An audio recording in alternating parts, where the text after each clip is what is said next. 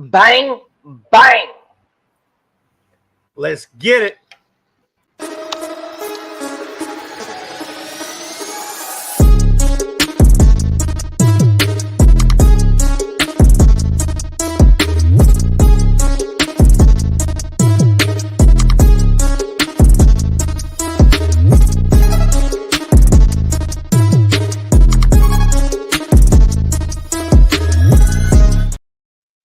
What is good, my beautiful people? Or as our good friend of JD and mine is Mark Rhines, what is good, my beautiful babies? This is the Sportz Nutz. Welcome to episode 21. Guys, can you believe we've been doing this now for 21 episodes? No, that's very hard to believe. Very, very hard to believe. But let me tell you what, though. Every single episode we've had so much fun. You know why? Because we have you, the lovely audience, to watch this show grow with us. As you guys know, I'm your host, Brandon Keeler. To my man over here on my left-hand side, Shane Owen. Shane, tell her about how you been, brother. Man, been doing good. It's been a lovely, cool day today. Nice breeze blowing. Back into the 90s tomorrow. Hundreds on towards the weekend. It's gonna get hot. We're gonna pop some fireworks, celebrate the 4th. Man, I'm ready for it. Just like I'm ready for this episode. That's right. My man below me. Wait, right here, right there. My man right there, JD. What's up, JD? Tell her about how you been, brother. Hey, man, we've been good. I'm on vacation. I've been hanging with the boys the last few days. If you've been checking my Twitter, which, hey, don't forget to follow us, like us, subscribe. You never know what. Hey, I got 6 watermelons planted out back. Man, y'all never know what you're going to see on my Twitter. Y'all make sure to tune in. Be live. You never know what you're going to see on Shane's Twitter or Brandon's Twitter. Hey. Oh, we froze. Ladies and gentlemen, he is frozen. We have cryogenically frozen JD. There we go. He's back. Bang, bang. So, JD, I'm going to quote the great Forrest Gump. Mama, what's vacation mean? Hey, vacation means what people get confused is they think you got to go somewhere on vacation. Sometimes staying at home, man. Staying at home, doing what you need to do. You know, spring cleaning, summer cleaning, cleaning up before your in-laws come back when they tell you that the house needs to be spotless. Man, you don't ever know what vacation might mean. It means something different to all of us, but to me, it's meant spending time with my kids and getting ready to do this Sportz Nutz episode. Wait. Did you just say clean your house for your in-laws? I don't clean for my mother-in-law. Do you know Shane's parents? Linda's the one. Mama boy, she used to run her own cleaning service, so it's got to be a certain way. Oh yeah, I've already been told it's got to be spotless. I've had the week off. It's got to be spotless. I've already been told. Trust me, Ninny. I've heard you. Hey, I've taken it into account. I've done the best I could, and have also had a good time while doing it, baby. That ain't nothing to worry about there. Amen for that. Hey, we're still waiting for our guest to come on. He is going to come on. JD can confirm. Shane can confirm. He has replied to our text messages. We are ready for him to come on. I might have to resend the link. I don't know yet, but I will try. Oh wait, we just got a message actually. Walking in, ladies and gentlemen. He is walking now, and he'll be in just a minute. He is coming home from work, and I promise you guys, you're gonna love to see who we get coming on this show. Listen, I'm a Gamecock, man. I'm a Gamecock through and through. But you know what I like talking to? I like talking to good people. I like talking to people who have been there, done that. Listen, I'm telling you, I've got some great questions. I know Shane has some great questions. I know Brandon's got some great questions. Y'all are not going to want to miss what we talked to Mr. Kelly Ryan about here in just a minute. I'll go ahead and say it. Kelly Ryan, ladies and gentlemen. Listen, I've got some difficult questions. Give the man a minute. Let him get comfortable. We could talk about anything else other than that. Hey, what about the NHL news, all the NBA free agency news? We got plenty of stuff we can talk about. It don't even matter. We'll talk about whatever. That's right, ladies and gentlemen. We do have former Clemson and Missouri quarterback Kelly Bryant joining the show. He is also an XFL champion. Yes, he played in the XFL championship in 2023. He has also played in the CFL. Before we go any further, I want to give a special shout out to our sponsor, Tequila's Grill in Easley, South Carolina.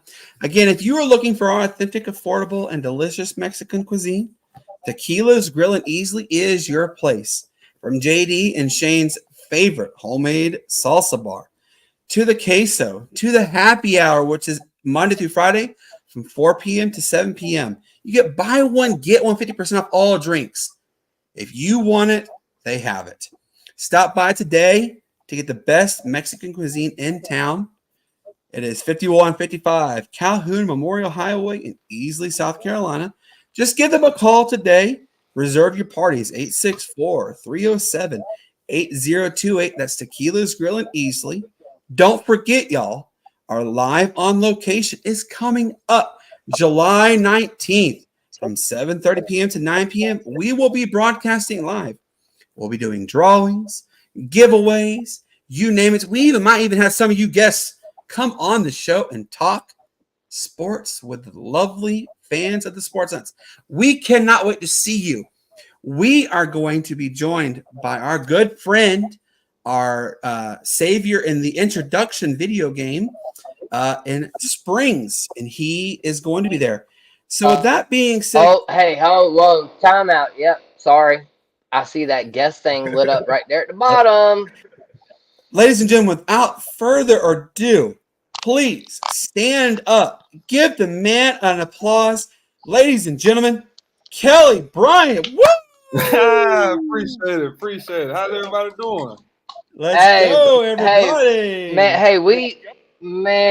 We are doing fantastic. We're doing even better now that you are here with us. Mr. Kelly Bryant, former Clemson quarterback. Man, this is huge.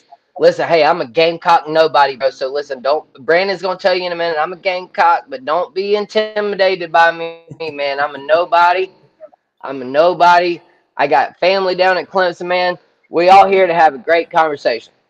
Oh, man, it's time for me to leave. Then y'all should have told me that before I decided to get on. Hey, he's all 5'7", 150 pounds. You can't, don't worry.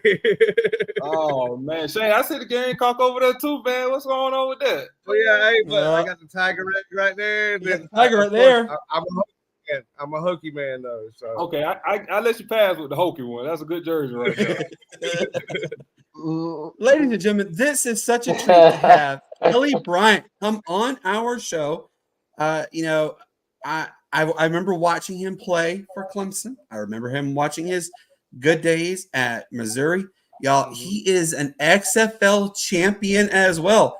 He played for the Arlington Renegades. Oh, so let me ask you this. Do you remember playing against a guy named Cole McDonald who actually played for the Houston Roughnecers? Oh, yeah. He was out there when, He's my buddy. He actually went to the University of Hawaii. Right. So, we have I actually have some questions with regards to several Hawaii people you may have played with. So give everybody a little rundown. What's been going on with you since your last time you stepped foot on a football field?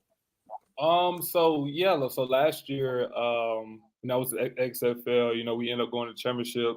And so like right after when I came back home, it's kind of like turning the page, like figure out, what's next. And I kind of wanted to get in coaching, but I really didn't know where I wanted to get into coaching.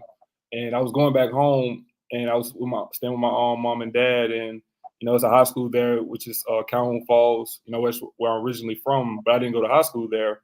It's kind of one of those places where it's not really a recreation department. So the kids really just playing football going into like their ninth and 8th grade. And that's when they first start playing football, and it's either middle school or JV. And it's not many coaches, that stick around there. So, one of my biggest things I just want to give back. So, I went back home and coached back at Calhoun Falls. And it was probably one of the funnest things I did. And it kind of like started, the thought process of, life after football, what I wanted to do. And coaching, I can see as being one of my biggest things. So, I did that. We ended up going to the playoffs, and that was like the first time in like since 2012. And it was a really big deal, just to see, the community get behind the kids. And a lot of those, guys was relatives or cousins I was coaching, or guys that, see me come, for where I came from, which is, where they are. So, it's really cool, just to be in that side of the ball. Now, is your cousin? I know you told me he was recently released by the Dallas Cowboys. Mm-hmm. Has he? Let everybody know who your cousin is first off, because we have the privilege of knowing. Would you let everybody know who your wonderful cousin is? Which I still use, by the way, in all my Madden games on the Falcons team. I do as well, but yeah. So if you're not familiar with Martavis Bryant, guy that went to Clemson, he's from Calhoun Falls as well. Like I said, went to Clemson, got drafted with the Steelers, and just recently was in with the Cowboys last season. So yeah, man, we're related. He's such a great player. I'm telling you now, Kelly. I would love to see him be, and as you see, I'm wearing my team. I would love to see him be a Falcon, because when I use him on Madden, he gets like 2,000 yards a season with me. So I would like to see that translate for the Birds. You know what I mean? Mm-hmm.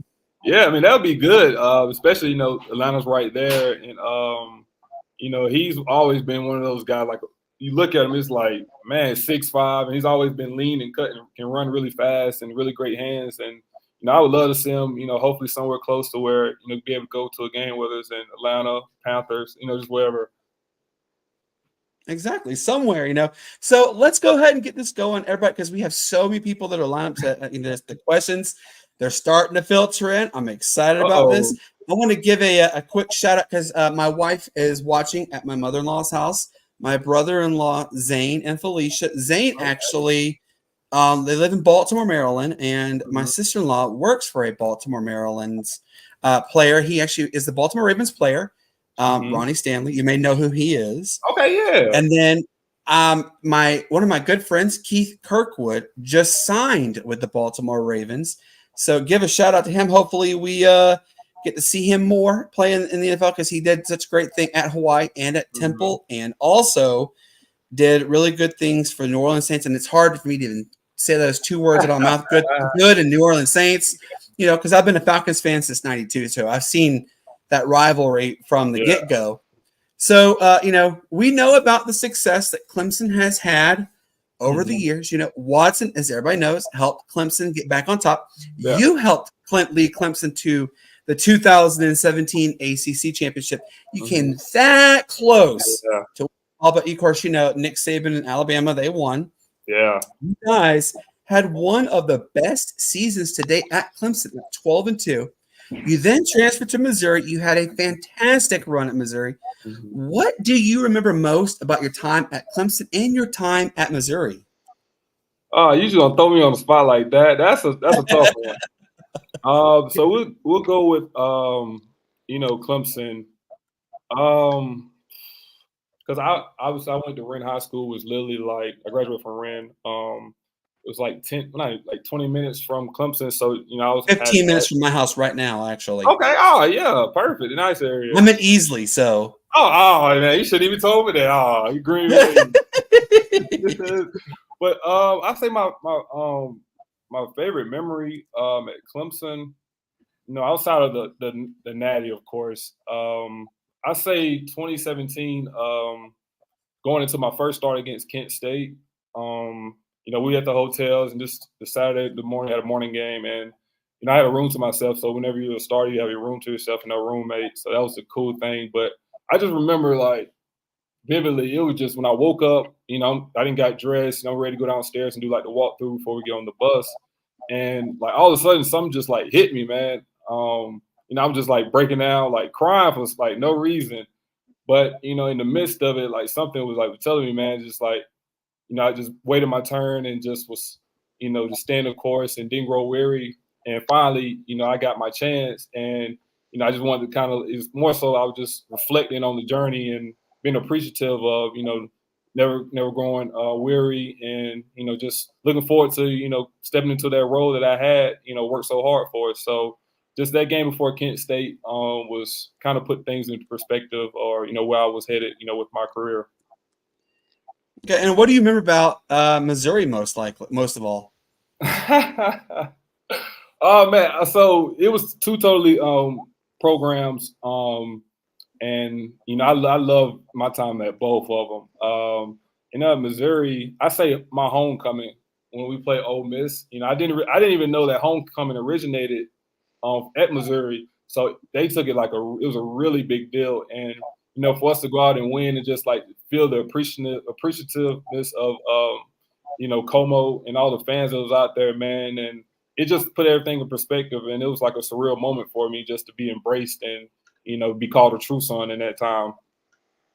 Absolutely. Now, Shane, you have a question for him. Oh, yeah. Well, and I had the pleasure to come watch you a couple times when you were up there in Clemson. I made it out for the torrential downpour when you guys came out slinging the ball all over the field when we didn't think that could happen as much rain came down that day. Then, of course, I went to the championship game in Charlotte. Saw y'all do what you did to Miami, which I didn't too much mind y'all doing that for sure. But as a Hokie fan, y'all had game day at Virginia, both ranked top 15 towards the start of the year. I know it gets big. They're in Blacksburg with game day being there and all. And we boosted it up, toughest places to play here. What was that environment kind of going into, and kind of what was the next toughest kind of environment that you might have faced in the SEC? Now, I don't want to offend no Hokie fans or, push any buttons with anybody, but, obviously I already knew about Inner Sandman. And when I was getting recruited, Virginia Tech was like one of my top schools that, really came down to. And so, like I said, game day, it's, warming up on the field, like the fans are just grilling us, like, letting us have it. And so, we getting ready to go out for the captains, and I was a captain. So it was like, okay, I'm going to actually see like Inner Sandman. So I was like, okay, like the inner kid when he was getting excited. But for some reason, Coach Sweeney, he gave like one of the longest intro speeches ever. So right when we walked out, obviously I didn't get to see Inner Sandman, but how the game went. We kind of got on early, so I didn't really fully get the experience. But for the first quarter and a half, it was a cool environment. But like I said, I didn't really fully get the experience, so I can't really say exactly how it was. But we didn't have a touchdown till the fourth quarter. Yeah, that's what I was saying. So it was like, I can't judge too much hard on it, but. At Missouri, got played at a lot of cool places. I'll say Georgia easily. I think this was at the time when it was their homecoming. It was a night game. I didn't get to play. It's kind of one of the toughest parts of my career at Missouri, just battling injuries. Wanted to play, but coach said, "We're just gonna sit you. Let you finish out the season." But I remember vividly fourth quarter, like this is when they started doing the lights. They shut them all off, and it was like, I said, did somebody get to pay the bill, man? What's going on? It's like, I'm like, it's like red. I said, oh man, I don't think we got ourselves into this night. JD, you have a question? Well, first of all, that one's crazy. Can y'all hear me all right? My yes. headbuds went out here. Y'all got me? Okay. So, Kelly, that one's crazy. You talked about the lights going out. How about just the other week? I think it was the Giants. My man's warming up in the bullpen. And as he throws a 90-mile-an-hour fastball towards the catcher, the light went out. Can you imagine being that catcher? Bro, like you were just mentioning, man, the light. Whoa. Can you, being a football player on that field the first time? I remember we didn't even have lights where I played. And I'm sure you can attest to that, being down there in Calhoun, Due West. Hey, that's right. There Cross you go. Hill. Hey, Kelly, you ever heard of Cross Hill? Yes, sir. Man, Lake Greenwood, 96. Yeah, we got to play that a few times. Yeah. Hey, so listen, like I told y'all, I'm a harmless Gamecock, man. I've got 2 96 grads. One, my niece, she's at Clemson already. I got another little cousin. He's a preferred walk-on offensive lineman there now, Peyton Pitts. There we go. Number 51. Yeah. He played. Yeah, he played the played the Charleston Southern game. So even though I'm a Gamecock, man, listen, I'm a good Gamecock. All right, I'm a good Gamecock. Yeah. I wanted to get that out there. But as we were talking about the play on the field, what is one thing do you think you were missing from, whether it be your hometown or your coaching or, whatever?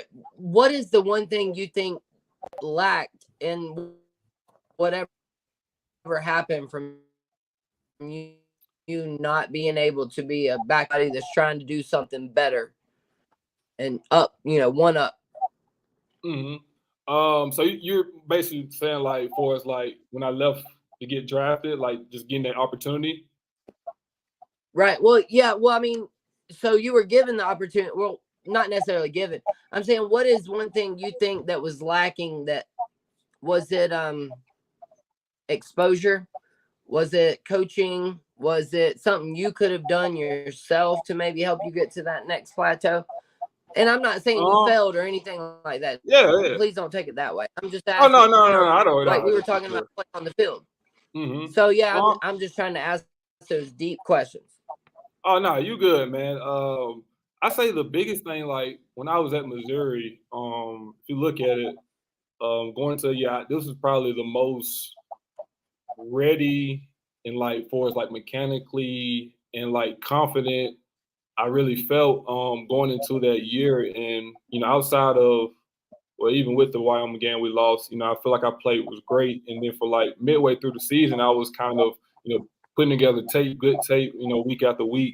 And then boom, had an ACL sprain. Then boom, here comes I'm dealing with it. I'm basically playing on with one leg, throughout the season. And it kind of like limited my, what I could really do, for us, obviously with my legs. And I really couldn't move on certain games, and it was a strain on me. Sometimes, just being able to just go practice, was hard. And obviously, scouts see that, and obviously with COVID too, that kind of took a lot away from it. I didn't get a chance to do the pro day, and I had a lot of teams that was really wanting to do those private workouts with me just to kind of see me and get hands-on work.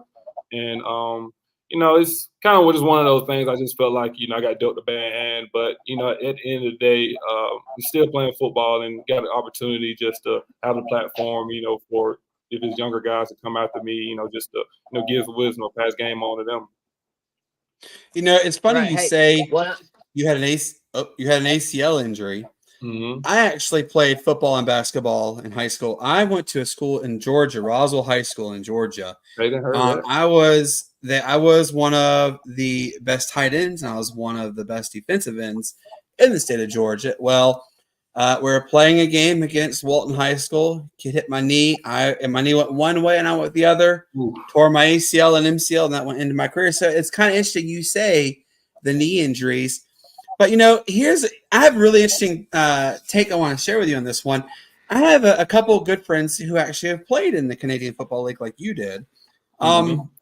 This one in particular, he actually played also in the Arena Football League's second go-around with the Georgia Force. You might know him, Bryant Moniz. He played for the University of Hawaii. He actually played with the Hamilton Tiger Cats. He said it was a lot, the CFL was so much more different than the college game, than the arena game, and even the NFL. I have another good friend who also played for the University of Hawaii. He may have actually played with you, Alex Green, who played at Hawaii. He also played for the Green Bay Packers and for Hamilton. He also said while it was fun, it was definitely a different environment. What was your favorite thing about playing in the Canadian Football League, and what other great players did you have the privilege of working with? Oh, man. So that was 2020.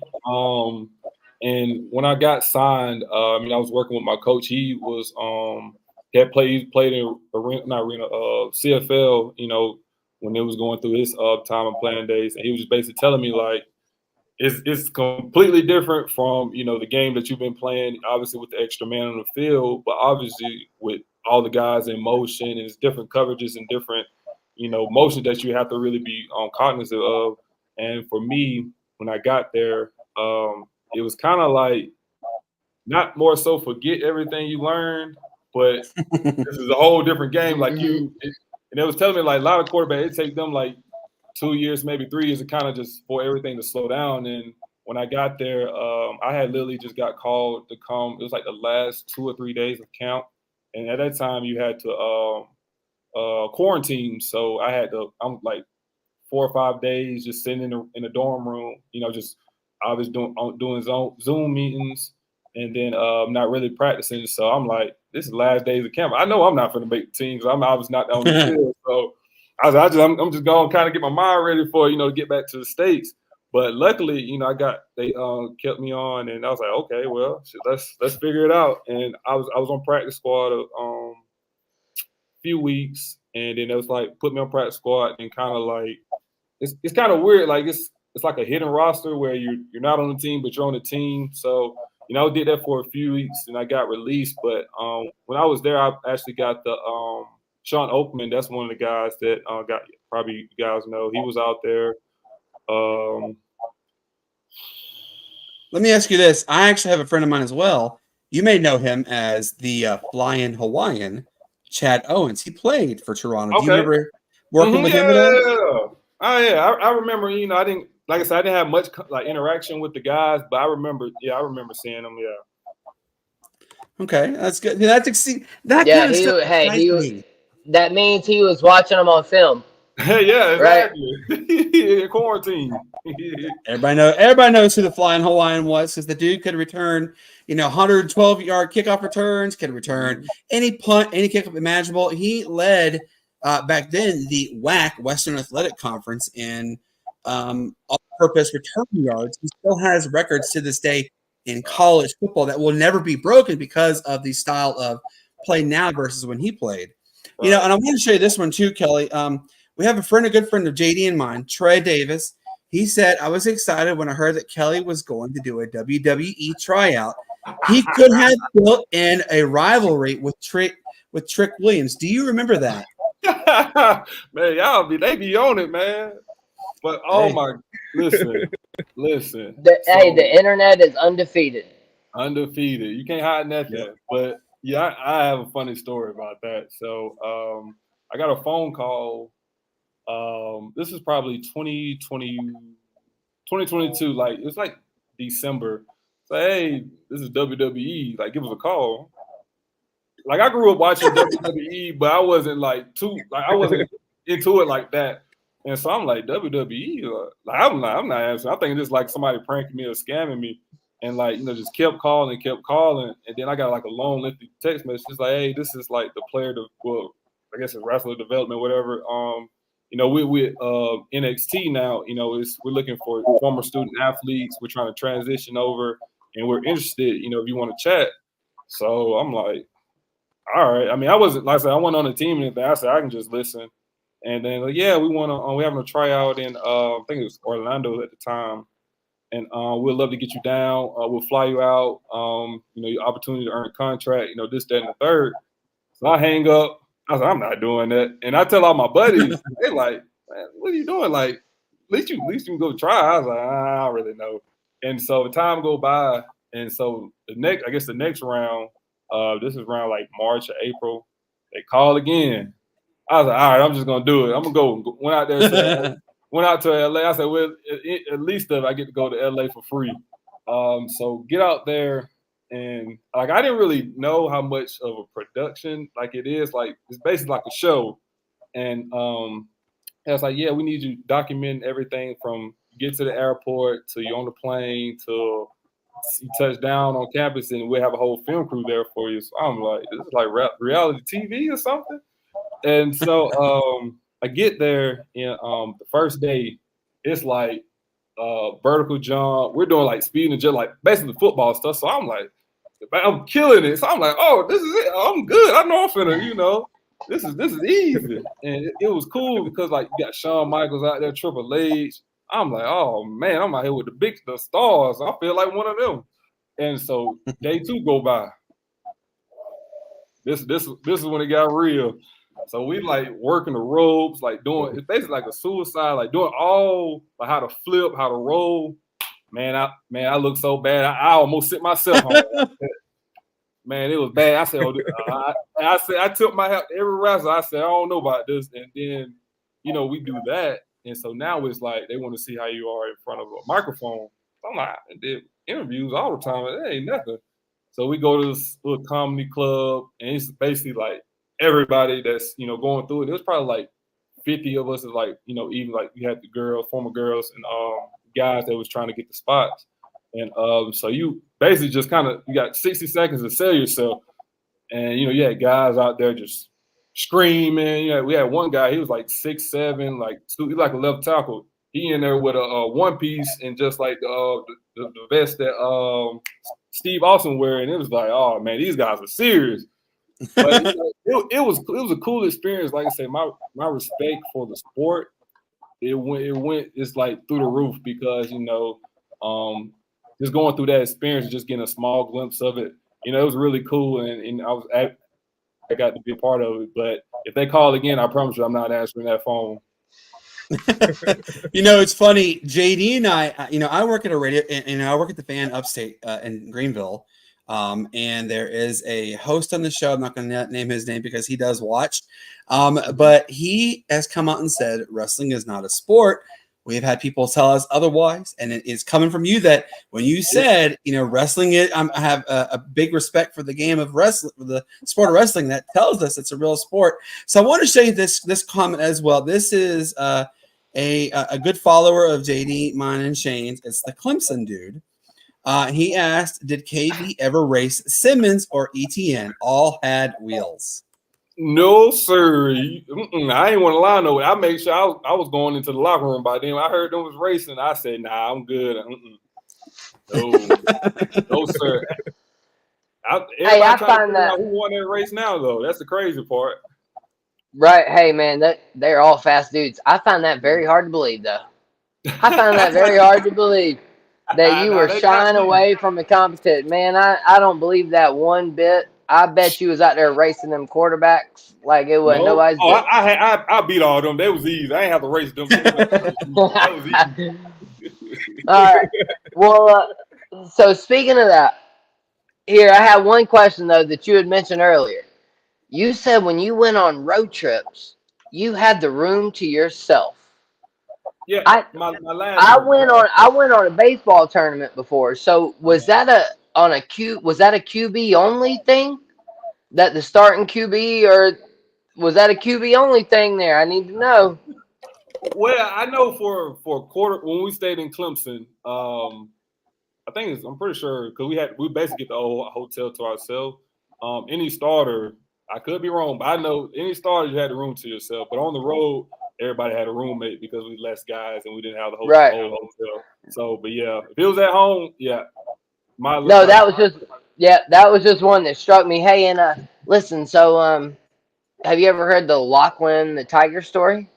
I haven't heard that one. So there was this mascot tiger, and Shane. So Shane is my brother-in-law, Kelly. If you don't know this, all right. So Shane's my brother-in-law. I'm married to his sister, and they had a cousin.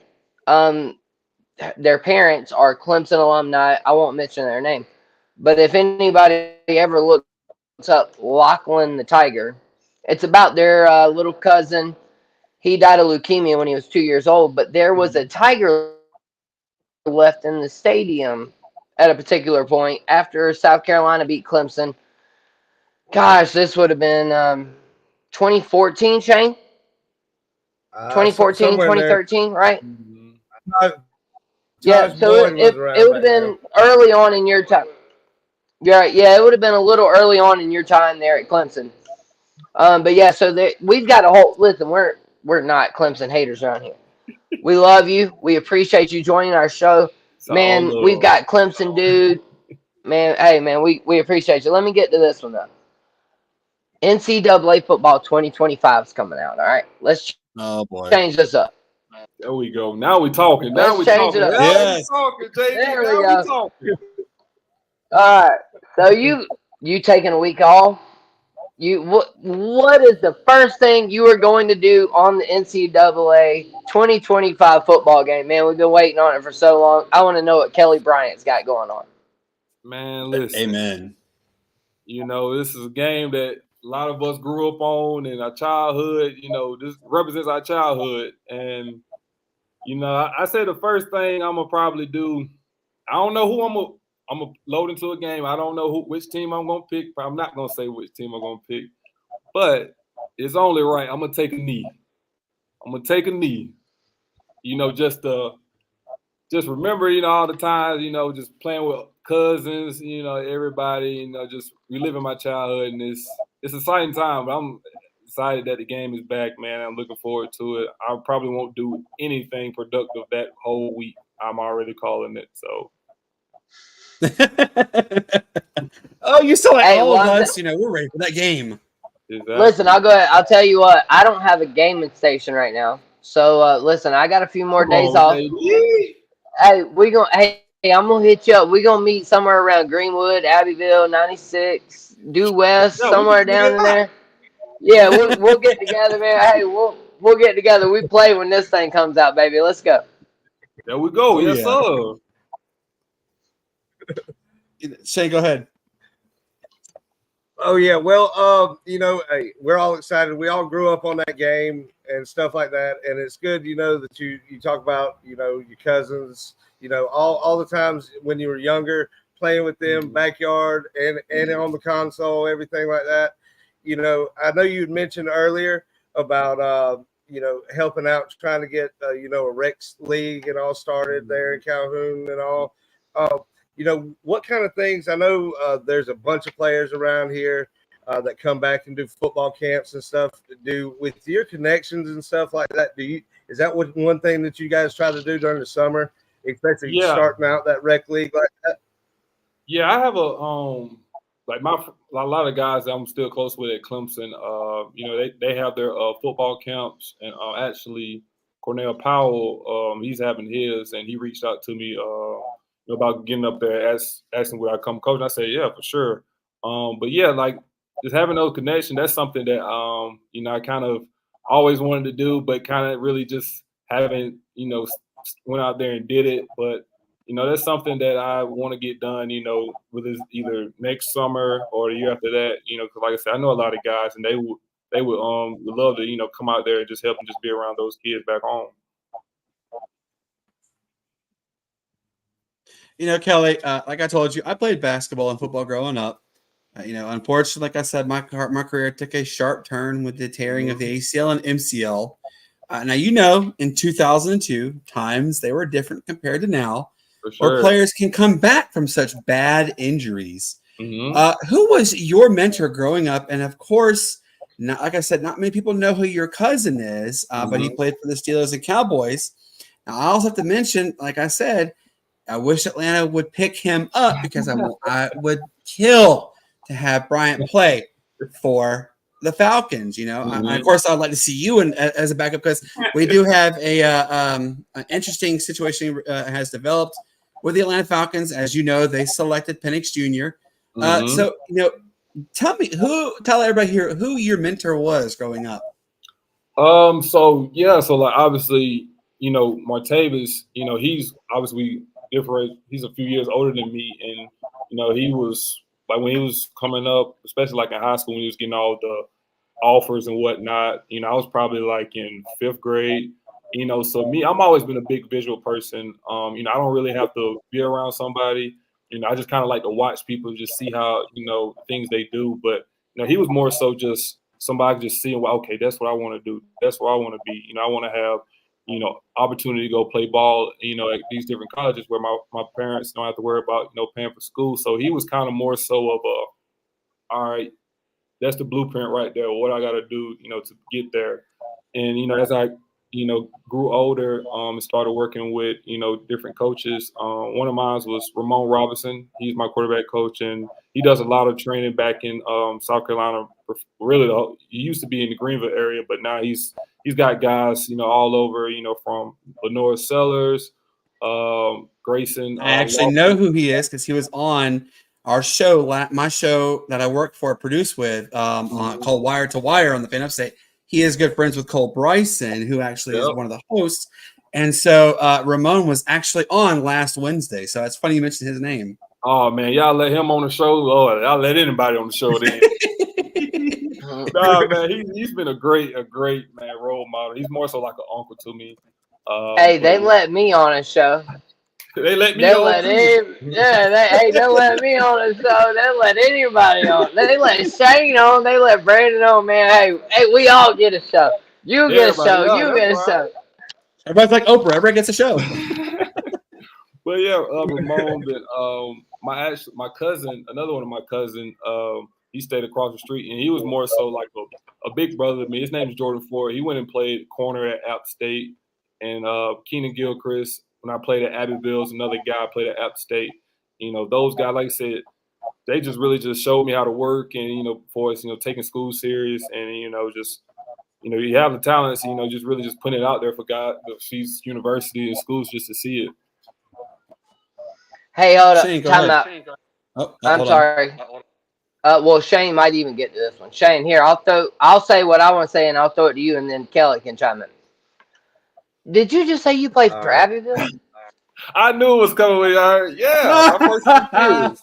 When you said 96, I was like, Well, see, look, I'm all good with Abbeville because that was one of the teams we could actually beat in baseball. I didn't want to play them in football. You always been good at baseball, for sure, yeah. That was one thing. I did not want to play Abbeville in football. And Shane, we'll double team this one. 2-part question, Kelly. Okay. Kelly, what do you think about Abbeville being a 1A school this year? And then Shane, what do you have to add on to that? Hey, I'm kind of partial.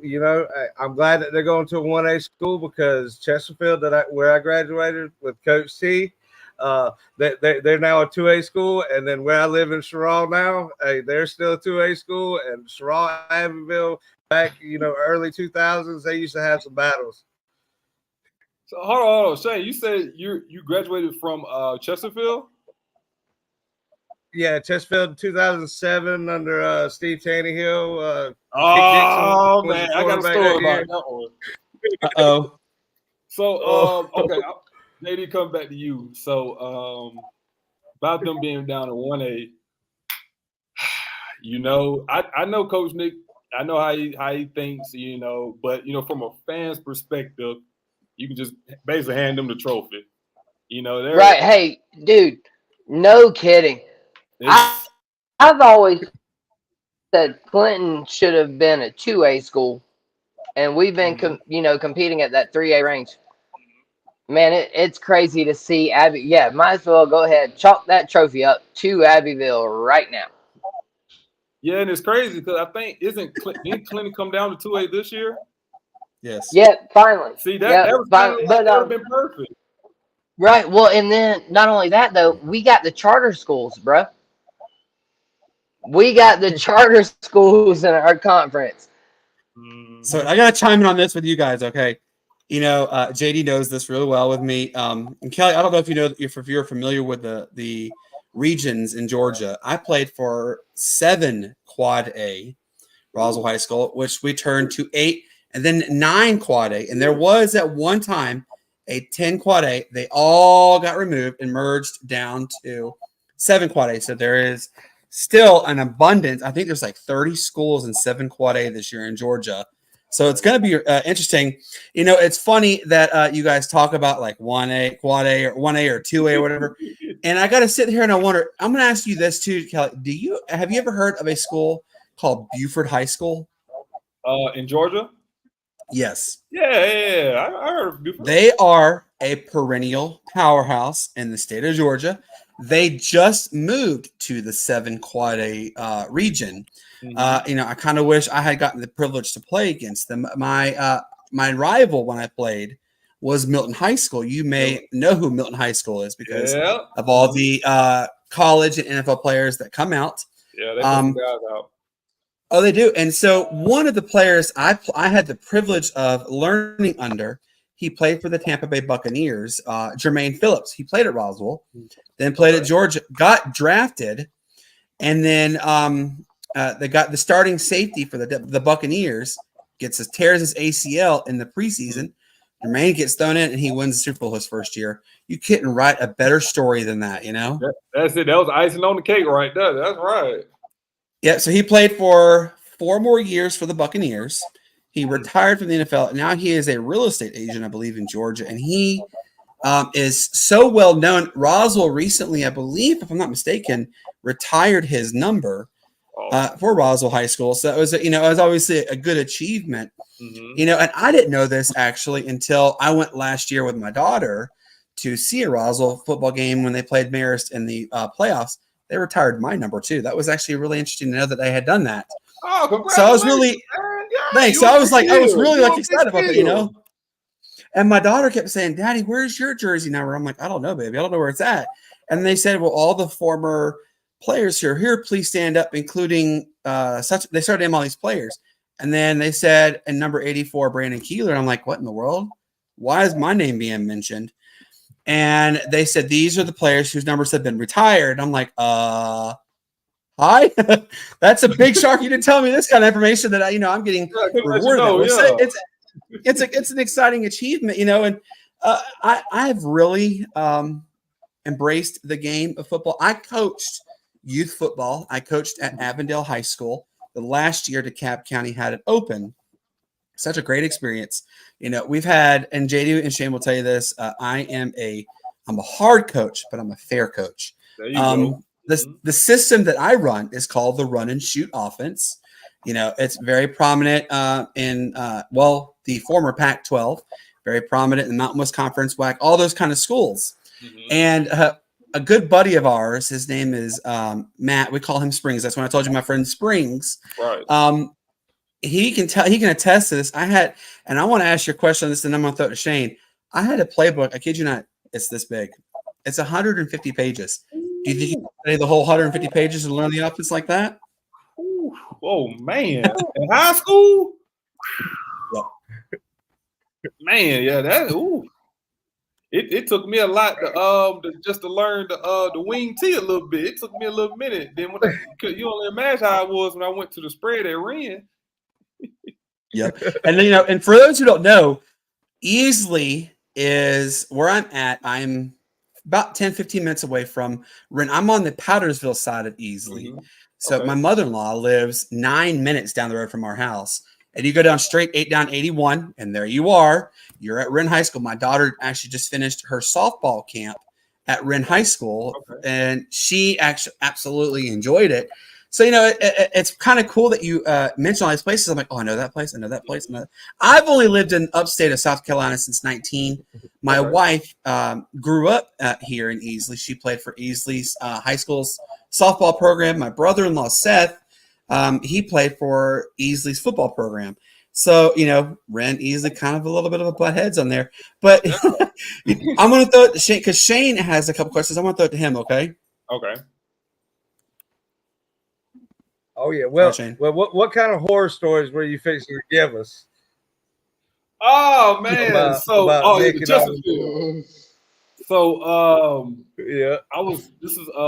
was getting ready to go to the playoffs. Obviously, we played one first round, second round, got the upper state. And, of course, we had Chesterfield. And everybody's, I was always one of those kind of like the sports nerd. I kind of like to know who I'm playing. Everybody's saying Tannehill was a former quarterback at USC. And I used to be on the blogs, all trying to say, what they saying about that bill? What they saying? Do they think we're going to win? This, that, and the third.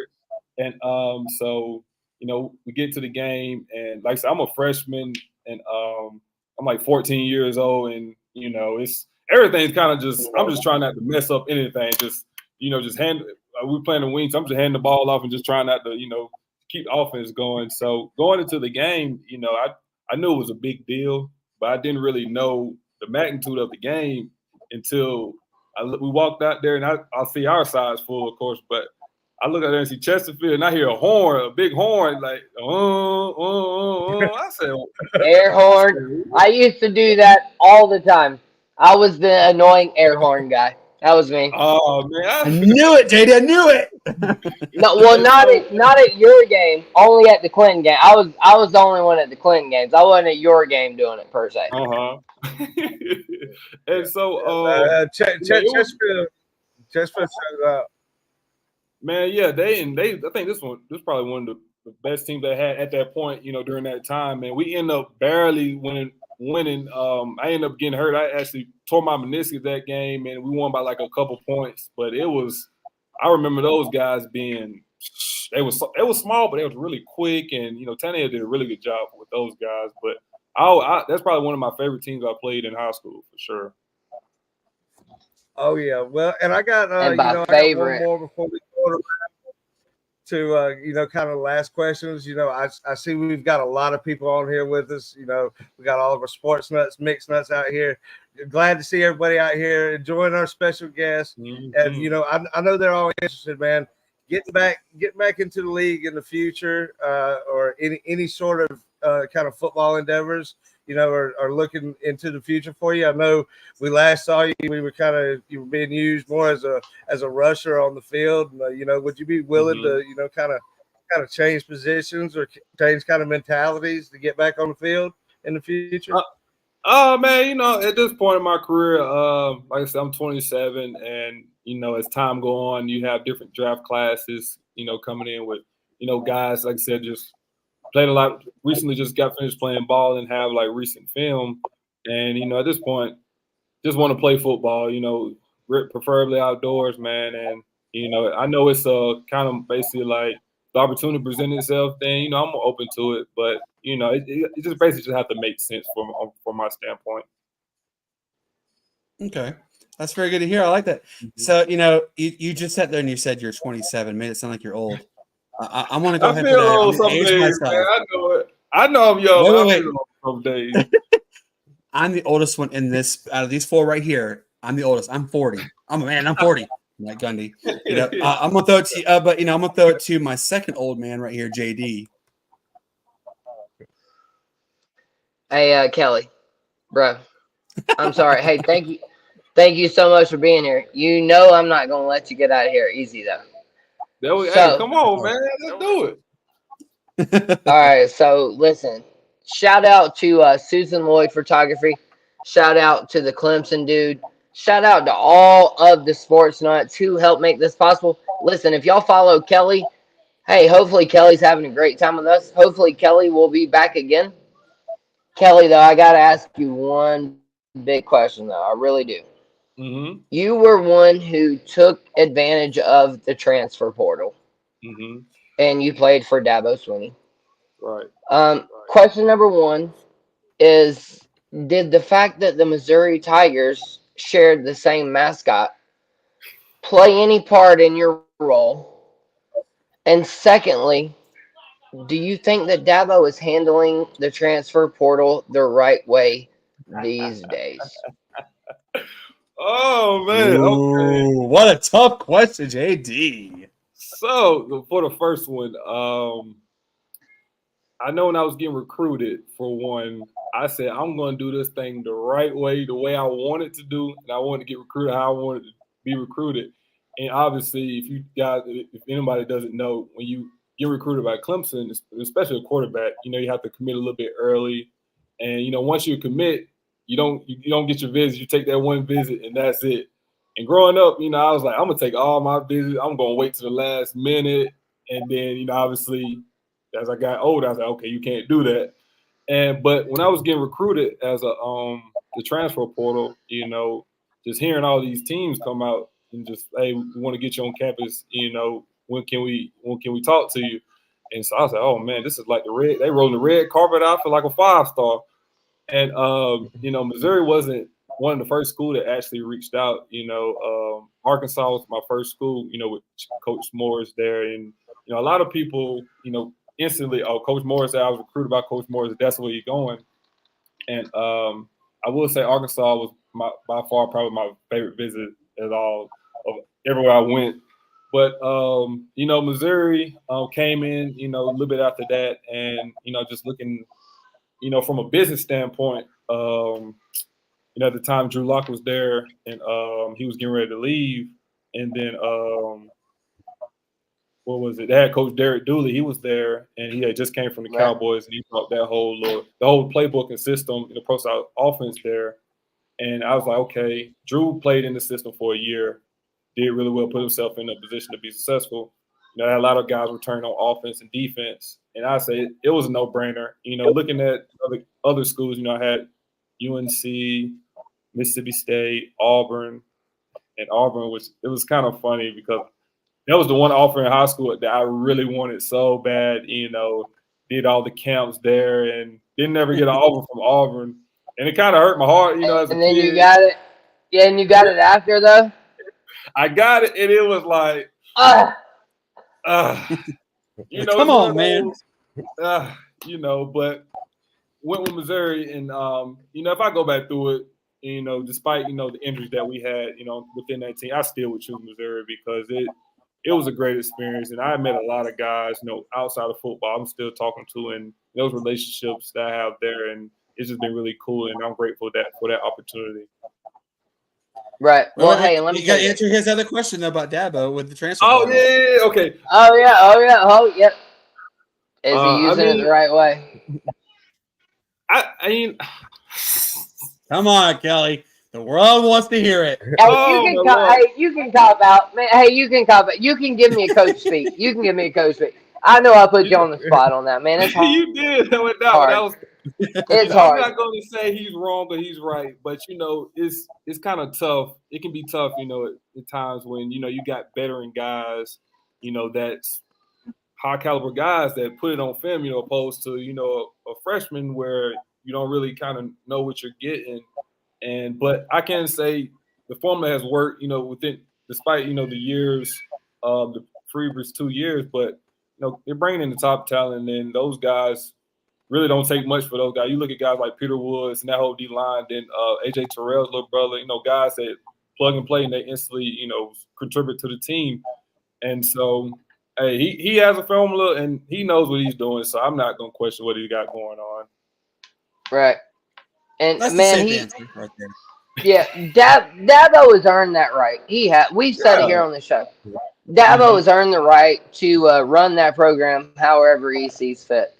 But see, me as a Gamecock, I'm starting to see though, there are people starting to get disgruntled about him being the only one not taking transfer portal player.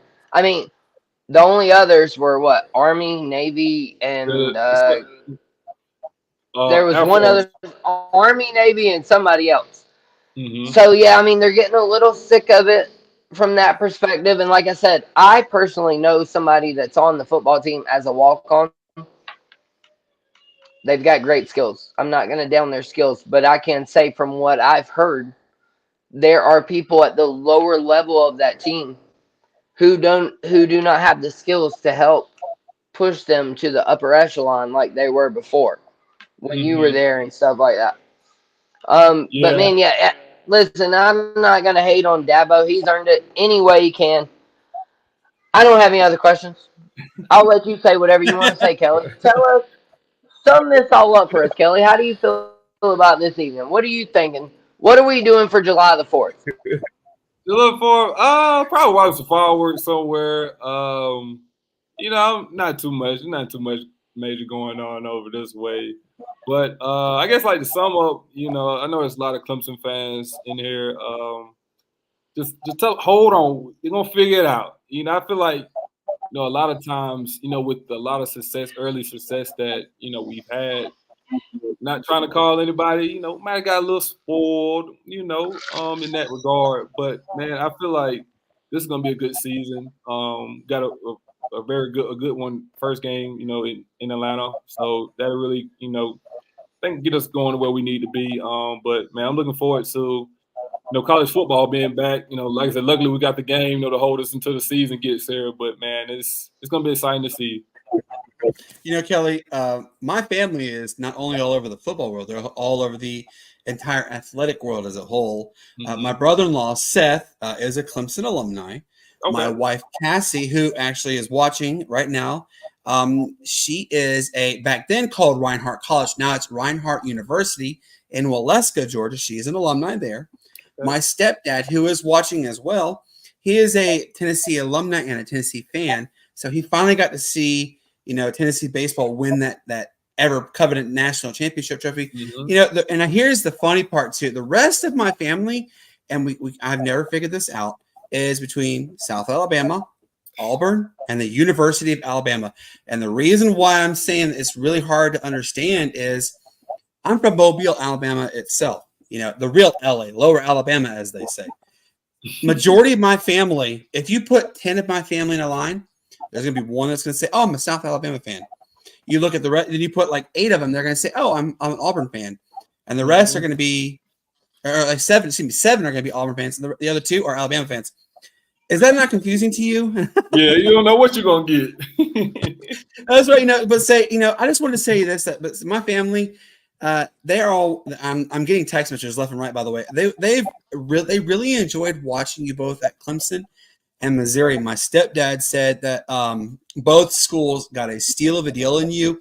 And, my stepdad is going through a very bad health scare with his memory, unfortunately, and he's getting the chance to see his beloved University of Tennessee do good things, and he's getting to see his stepson accomplish what he can accomplish right now. And I want you to tell everybody, what's been going on in the world of Kelly Bryant outside of football. I know you said, with rec football, with, you still have that taste for going in there. What are you doing outside of football? So I'm actually a realtor. So, when I came back last year from XFL, another one of my biggest things, I said I wanted to get my real estate license. And it took me not gonna say the number of tries, but I got my license, and I'm actually with Keller Williams in Greenville. So just kind of trying to get my name out there, and just trying to get that first deal done. So I can really get things rolling with that regard. So that's another that's what really been my main focus. Just trying to build those relationships with everybody in the area that's either looking to buy or looking to sell or may know somebody. So that's kind of what I've been doing. And Shane, what's going on, man? Yeah, but yeah, that's kind of I'm looking at. Hey, listen, I'll tell you right now. In September, Piedmont Lawrence area, I'm looking hard. Hey, we gonna talk, man. Yeah, we're gonna talk. Hey, listen, keep me in mind. That's all I ask. Keep me in mind. Shane got a house for sale. I got you. Hey, and we all about trying to just help people, support other people around here. Gamecock, Clemson, whatever. Hey, if you can't have a friendly conversation with people, there ain't no point in doing none of this. I mean, I'm sure you've sold a house to a Gamecock. I'm sure you've sold a house to a Georgia Bulldog, whatever it may be. Listen, we all just got to come together as one. That's the big problem in this nation. And that's why we here at the Sportz Nutz are running for president here eventually. All right. Brandon's gonna be here we go. Shane, I don't know what Shane gonna be. He gonna be the dude that wears the goofy golf hat. I don't know. I'm gonna be the dude with the little afro over here. All right. And listen, we gonna have a good time, and we gonna have good sports conversation. Here, Kelly Bryant, one more question. I do have one for you real quick. Let's do it. Who's winning the national championship this year in the 12-team playoff? Oh, that's a good one. Georgia. The answer is Georgia.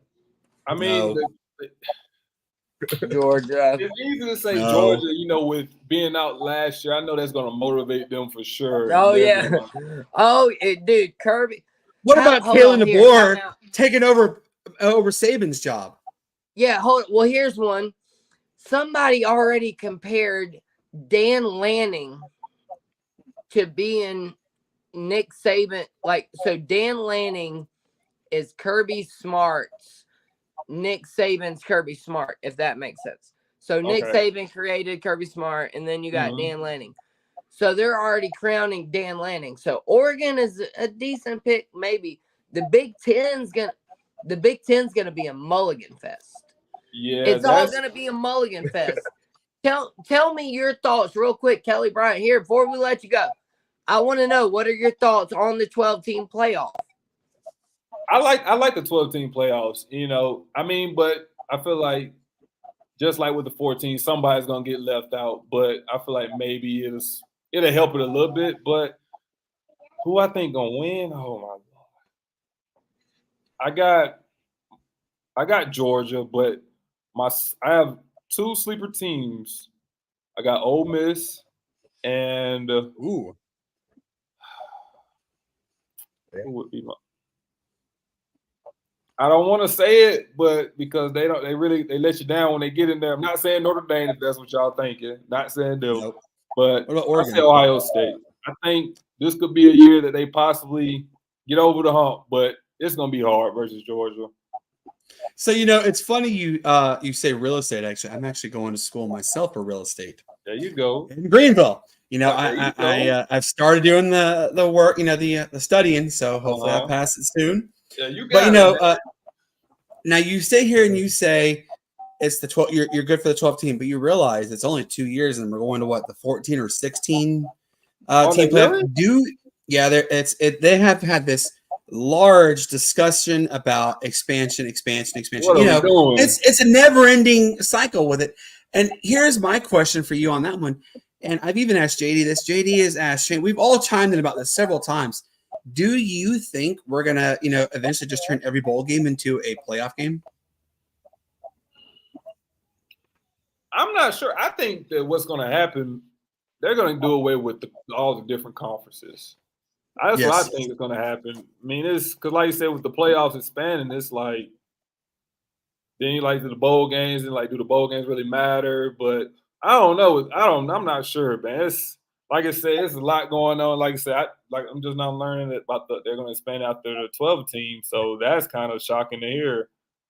Yeah, it's a whole weird thing that's going on, and I'm going to give a little breaking news to you. It was I've already told JD and Shane this was on the news tonight. Actually, the judge is going to rule in favor of either Clemson and FSU or the ACC. Although it is looking like it's going to favor Clemson and FSU, he is supposed to make his ruling at any time.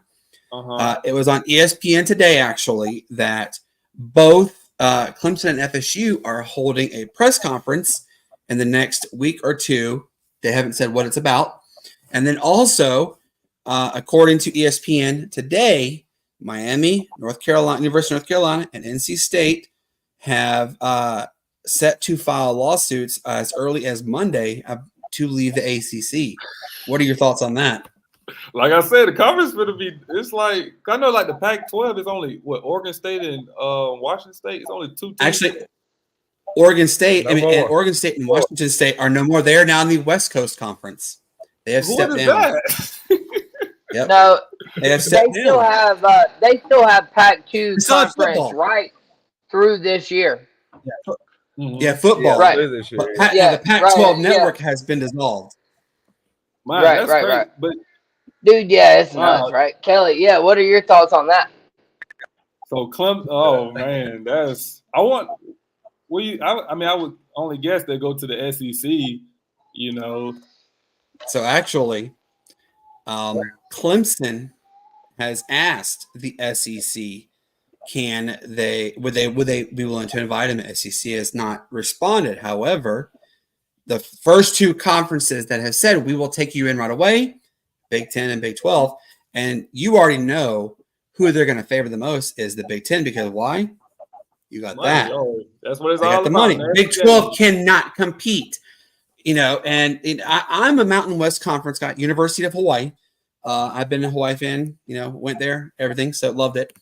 So I can tell you this from firsthand. The Big 12 has already extended invitation to the majority of the Mountain West Conference to join. They have even extended offers out to Oregon State and Washington State. So there is a possibility that will happen. No one knows when that meeting is going to be held, but it's supposed to happen. So, Shane, he has mentioned this before. I've mentioned this before. JD's mentioned this before. we're about to see super conferences happen. That's literally just read my mind. Yeah, I was just one of my coworkers. You might know him, Rob Brown from the Rob Brown Show on the Fan Upstate. He has said there's only going to be 3 conferences: SEC, Big Ten, and the EBS, the Everybody Else Conference. So Everybody Else Conference is going to be humongous, And Shane, I mentioned this to him I think it was actually last week's episode. I said, what do you think about the possibility of like Virginia Tech or even Syracuse or Wake Forest or, the bottom feeder of the SEC and Vanderbilt going to like, the Big 12 or the AAC? Shane, tell him what you said as he takes a sip. Man, they just need to get it. They need to get rid of it altogether, I think, and regionally put 4 conferences out there, tier teams in the 3 tiers. The top 2 teams in the second tier move up to the first tier. Bottom 2 move down after so many years. Then you can look at you already look at the conference championships have ties, especially ACC, Dr. Pepper, all these ties. So basically, those bowl games. So you take the top 4 out the conference, play them against each other, make them bowl games, seed them accordingly. Then put your 20 teams, top 20 teams out your top tiers, and then kind of just cover your bottom tier two teams. But that way you keep with the conference realignment.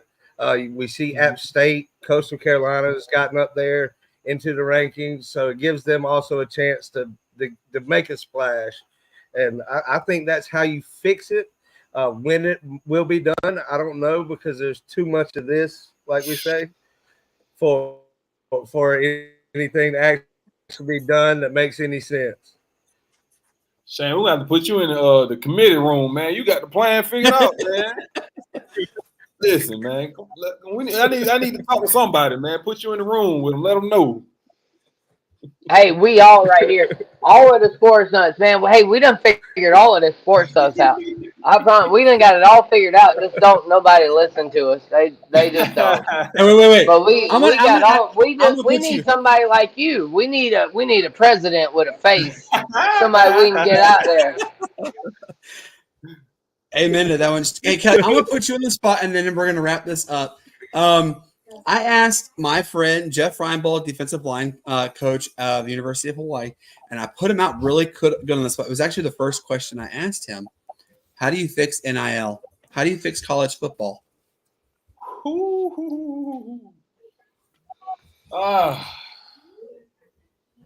Answer it is don't let him twist your arm, man. Answer it Hey, Shane says all the time he don't want to jump down no rabbit holes. So if you don't want to jump down no rabbit holes, bro, it's all good. Oh no, the first thing that comes to mind, as much as we don't want it to be professional football, but it's kind of just got to that point. I feel like put us like how teams have salary caps.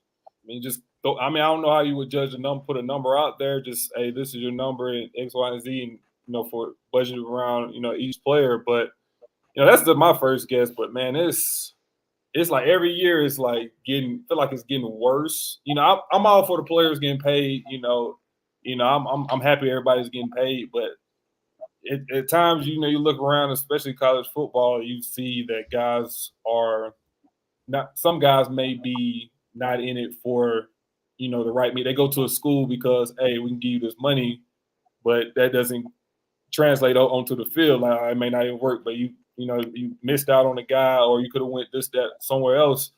Found a guy, that actually can contribute to the team, but just because of the money, whether it's from the schools or the players, sometimes those guys get stuck and programs may, miss out on years. So it's hard to really specifically say, what can be done or what can help it. But, that salary cap would probably be one of the things that I would say.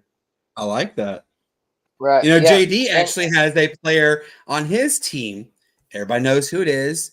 He got paid millions of dollars for one haircut, and then he left. JD, who is it?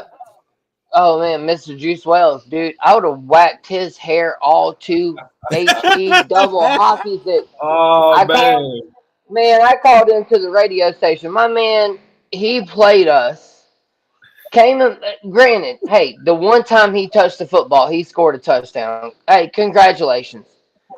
I couldn't have done that. So yeah, maybe he should have been paid $1 million to do so. So I mean, I've had huge issues with NIL, but that was kind of where I wanted to go with you on your portal move and everything. Like NIL was pre Kelly Bryant, and yeah, it's kind of turned into free agency. I don't know. Obviously, you being in real estate, you're familiar with a little bit of economics and things like that. Do you think that this ever balances itself out a little bit? Like, obviously, now a receiver can say, yes, it'll take me $250 to come to your school, 250,000. I mean, so do you ever think there's a place where this whole market kind of balances itself out and it can ebb and flow? Or do you just think it's already just disastrous to begin with? Yeah, I don't. No time soon, I can say that. I'm not going to rule it out. It won't be fixed. But I know that there's another thing you got to think about that, some states where you got NIL with high school starting to get passed. So that's going to be another issue that may set us back. Will set the game back. You got these high school guys and, what comes with it. You got the parents may get involved and whatnot.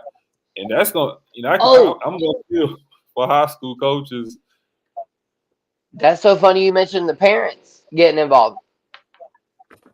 Man, yeah. Oh, I'm sorry. Yeah, you cut out a little bit on me there. My bad. But yeah, I just mentioned that the other day. I mean, parents are at this point are trying to take advantage of this. And you see them get upset when their kid commits to another school. I mean, yeah, people are going to do whatever they can to make money, I think, at the end of the day. Parents, teachers, students, whatever. That's right. Yeah. It's sad. You see parents wanting to live their dreams through their children's lives. Hey, I'm going to tell you this because we're coming on time. This was such a great episode. Shane, give your final send off to Kelly Bryant, please, sir. Hey man, Kelly, I appreciate it. I'm definitely going to be in touch. Looking forward to getting up towards that area for sure. We'll be up there on the 19th. Got my nephew's birthday that weekend, so definitely coming up for that. And come to our live in. We have a live in on July 19th. Hey, just send me the details. Oh yeah, Hey, I got you. Hey, I'll send it to you, man. Hey, pleasure having you on, man. So much love. Much love, brother. All right, JD. Give your shout out, Shade. Your send off to him. Hey, Kelly Bryant. Hey, I'm a Gamecock, my man. Hey, but nothing but love and respect. Like I said, I got family down there at Clemson. It just so happened my dad told me to root for the Gamecocks one day. So I've been a Gamecock ever since, and I've suffered for it ever since. But be blessed, not stressed, and we'll definitely see you on the other side, my friend. So thank you, man. Appreciate you. Much love this way. Hey, Kelly, I have to tell you this. I've had an absolute blast. And, my friend Matt, I'm sorry, you hear my dog. She runs around like a thundering her when she runs down the stairs. But my friend Springs, who is watching, you've actually seen his comment already once. But I'm going to tell you this. He was kind of starstruck learning that we have you on the show. And he said nothing but great things about you. I 100% agree with everything anybody has said. It has been an absolute pleasure having you on our show. This dream actually started 7 years ago, thanks to my wife. I've been in media for 20 years. I've seen a lot happen. I remember 2008 when the economy tanked. I remember quite a bit in the sports world that has happened. And what you don't know also is last July, this is how JD and I met. I had a widowmaker, which is almost a fatal heart attack. I'll be happy to show you my battle wound. I had quadruple bypass surgery. The first person who reached out to me was JD. And, JD will tell you this. Him and I are like two brothers. I do have older brothers. I don't have a little brother. I'm the baby. If you put step siblings, half siblings, and then my biological sister together, I'm the baby of 8. I'm the baby of them all, and I'm 40. So I'm the youngin', as they call. JD is like my little brother. You know, him and I, we bicker back and forth with each other, but you know, I love him to death, and I'm blessed to have had him in my life. And you know, Shane happened to. I met Shane when I went to a party of JD's, and Shane has been a blessing to have here. So when we say we are blessed to have you come on our show, we truly mean it. And I'm gonna extend that to you again, July 19th. You know where Bargain Hunt is off of 123 in Easling. Yeah. All right, so there is our sponsor, Tequila's Grill, is in that same shopping center, July 19th from 7:30 p.m. to 9 p.m. Come check us out, meet us in person. You know, it'd be great to have you there. You know, my good friend Matt, aka Springs, will be there too, so he will be, you know, probably even more starstruck to meet you. But you know, we really have had such a great time with you. Man, I appreciate you guys, man, and what you guys got right here, man. This is awesome, man. Just being able to just chat and, you know, share a few stories and, you know, laugh, man. It's been a time that's been had, man. I just want to say thank y'all again for, you know, having me on, man. It's been awesome, man. I appreciate it, man. Hey, man, that is what you do us a we favor. are here to do. No, you brought us the stories. You brought us the stories. Sorry, yeah, Brandon, go ahead. My bad. Share with everybody your social handle so they can follow you. Yeah, so on Twitter it's KellyB125, and then on Instagram K_Boogie2. So you guys, you know, feel free. You know, those are my social medias. I'm very active on those. So yeah, man, that's it. Hey, well, Awesome. Listen, let me get in here one more time. I stay playing that social media game. I am the director of social media content here for the Sportz Nutz. So, Kelly, listen, we having my son's birthday party, bro. I'm just gonna send you my home address. All right. Hey, wow. We just gonna go ahead and do a Gamecock Tiger little party. Listen, I even tried to wear purple. I know it don't look purple, but I don't have. Look, I ain't got no orange, bro. I ain't got no orange. I ain't got none. I'll take that. Hey, but we appreciate you being here, bro. It's been a tremendous conversation. We so appreciate you being here. And hey, listen, if I text you, you better answer. All right. I love you. I mean, we locked in. Yes, sir. That's right. His name is Kelly Bryant, former Clemson, former Missouri, former XFL champion. He has been blessed to live the life of football. We have been blessed to have him in our presence. We've loved him. Make sure to check him out. And guys, this is not going to be the last time we have Kelly Bryant come on the show. Ooh, no. Well, Kelly, we are gonna, you know, it's talking season. We ready. Yeah, that's right. We were just about to say it's talking season. Mm-hmm. So, Kelly, we're gonna go ahead and let you go because JD and Shane and I, we have a little more we want to talk about. But again, I'll shoot you a message in a little bit, and we will look forward to hear from you again, my friend. Hey, thank y'all again. I appreciate it. This was fun, man. Shout out to everybody that's watching. Hey, follow these guys, man. They're great people, man. And hey, I appreciate y'all, and I hope y'all have a great rest of y'all night as well. Hey, man, we appreciate that. Hey, happy 4th, everybody. Be blessed, not stressed. Let's sign this thing out of here, baby. Let's go. All right, guys. Take it easy, Kelly.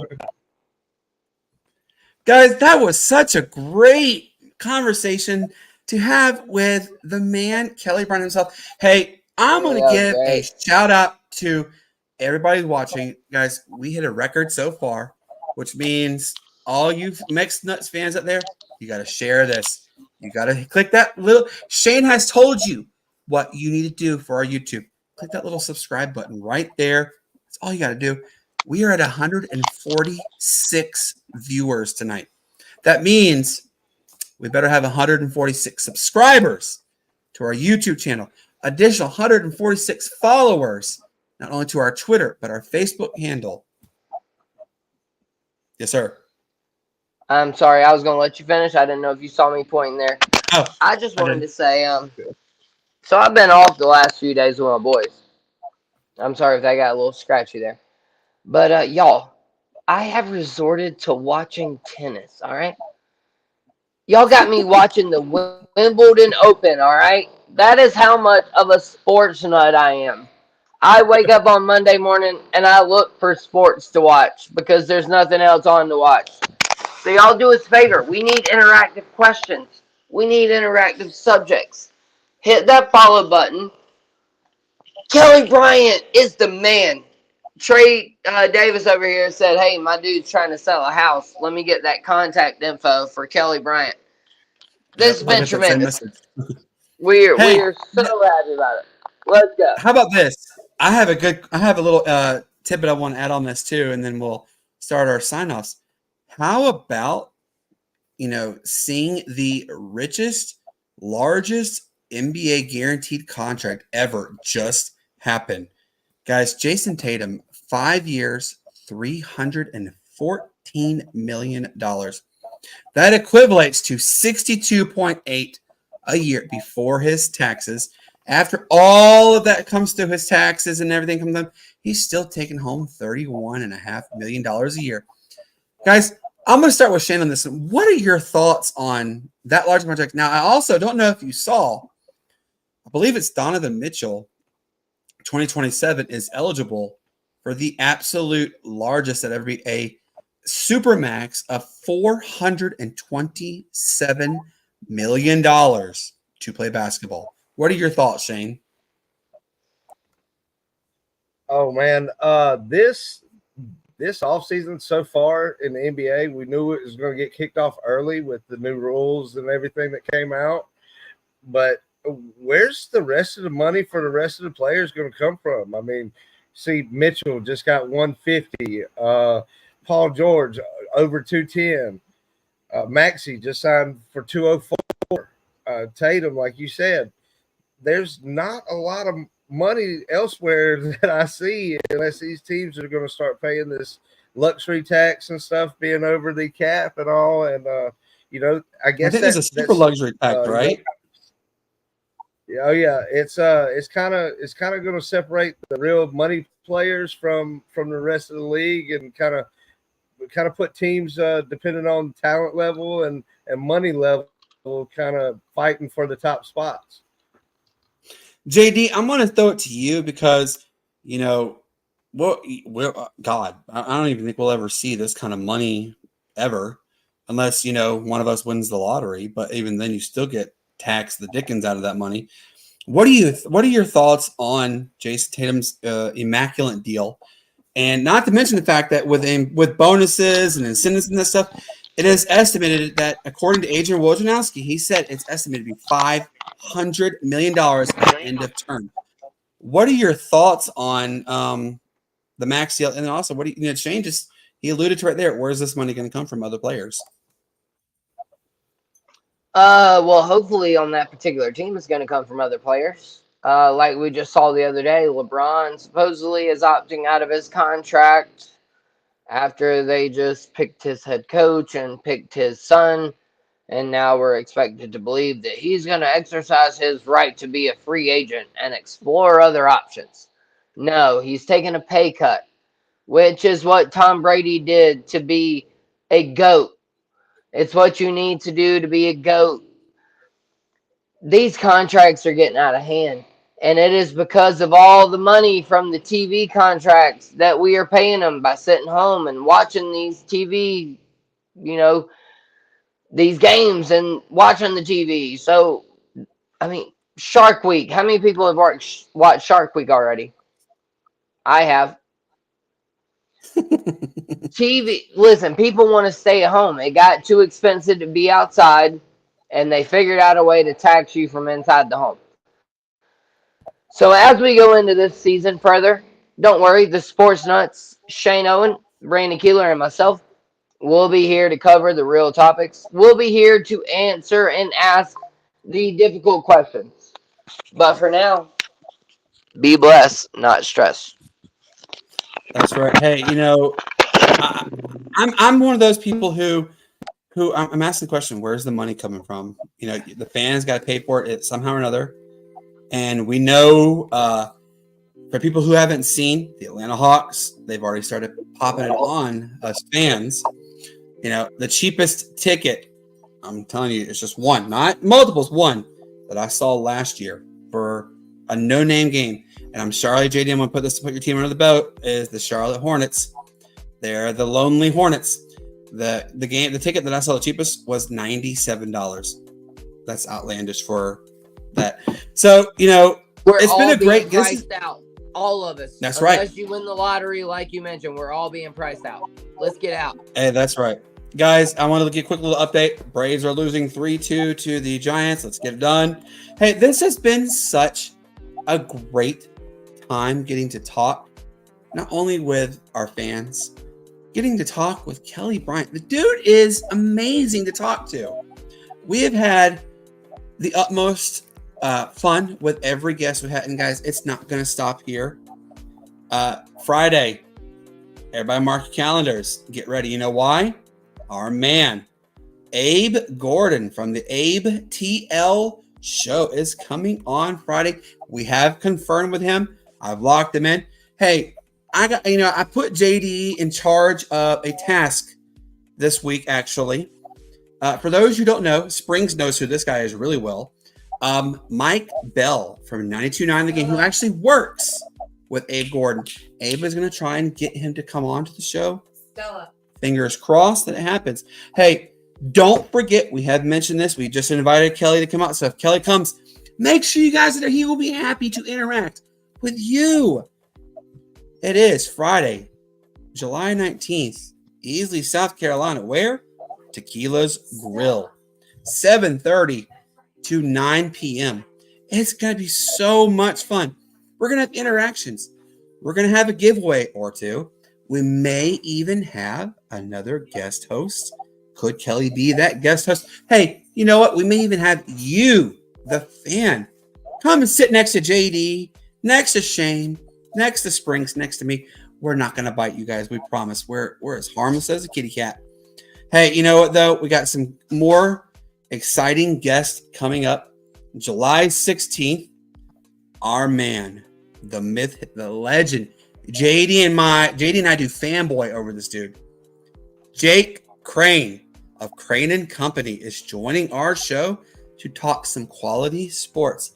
Make sure you are there for both Abe and Jake. Follow them on Twitter. They got a lot of great content. JD has a ton of great content as well.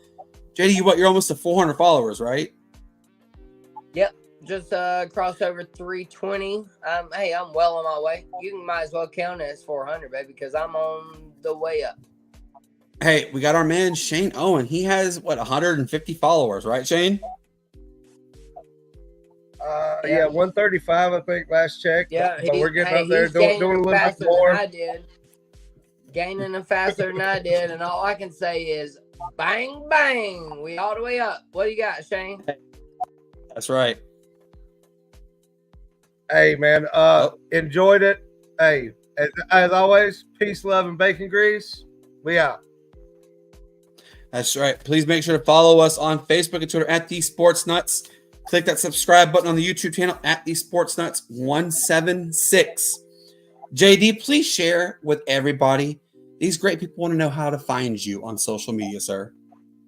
Hey, you can find everything you need to know right at the bottom of the screen right now.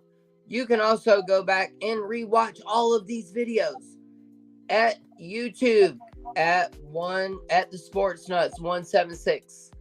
YouTube at the Sportz Nutz 176. Make sure to put that little A and the at symbol at the front.